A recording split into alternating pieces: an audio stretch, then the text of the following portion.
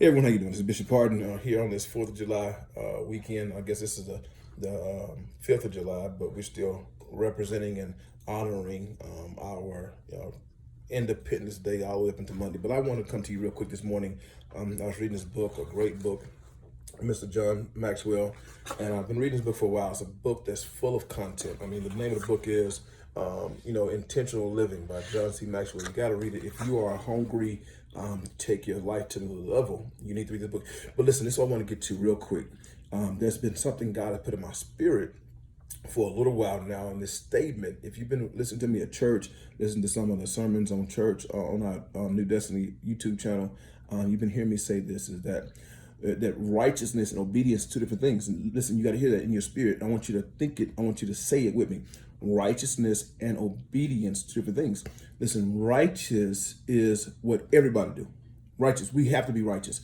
We have to, stop getting drunk. We have to stop lying, cheating, stealing. And most of us going from our fleshly life to our spiritual life, fight for the first 10 to 15 years trying to become righteous. And we have the seesaw effect, going from, sleeping around to being celibate to sleeping around before we get married. We have that battle back and forth. We're trying to be righteous. And that's the fight, trying to become, fighting from unrighteous to righteousness, And so when we become righteous, a lot of us become stagnated because I've come to a place in my life to where I'm meeting the expectations for a righteous lifestyle. But listen, righteous and obedience is different because righteousness is something everybody can do, everyone should do, and we all should be fighting to do to become righteous and stay righteous. But that's not it, because there's another level to this thing that's called obedience. Because obedience is different from righteousness, because your obedience and my obedience is two different obediences. We all got to become righteous, but your obedience and my obedience is two different obediences. God may tell me to be obedient. I must leave my job and go start a business. Someone else might say that my obedience is I must leave out of an apartment and go into a home. Listen, not saying because you're living in a home or you're living in you have your own business, you're more righteous.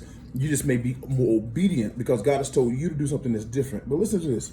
Reading this book this morning, Mr. Maxwell said something that's blew my mind, and he was talking about dreams and how your dream, however, that your dream is what you work for. Your dream is what you work for. That your dream don't work for you, you work for your dream. And that just shifted my mind to another level beyond righteousness and obedience. Listen to this. If you're hungry, you're going to hang in there with me. Listen. This is deep.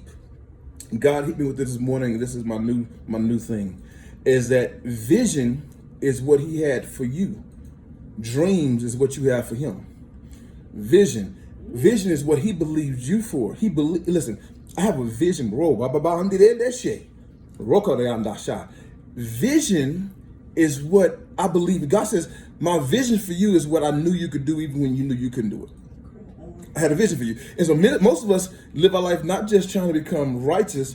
And once we become righteous, we try now to meet the vision God has for us. Our righteousness is helping us get to the vision. God may have a vision that you can start, a business. God may have a vision that you can do these things. And listen, and many of us fight to meet this vision. We all say, I got vision, I got vision, I got vision, I got vision.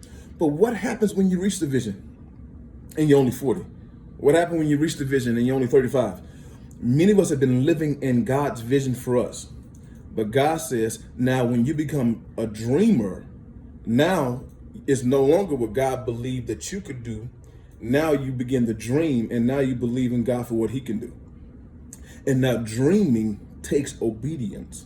Because God said, listen, if you can dream it, I can deliver it. But it's not going to be delivered to you without you putting some work in. You have to work for your dream. Your vision came easy, but your dream is going to take you to put some extra work, but the work is going to be equivalent to obedience.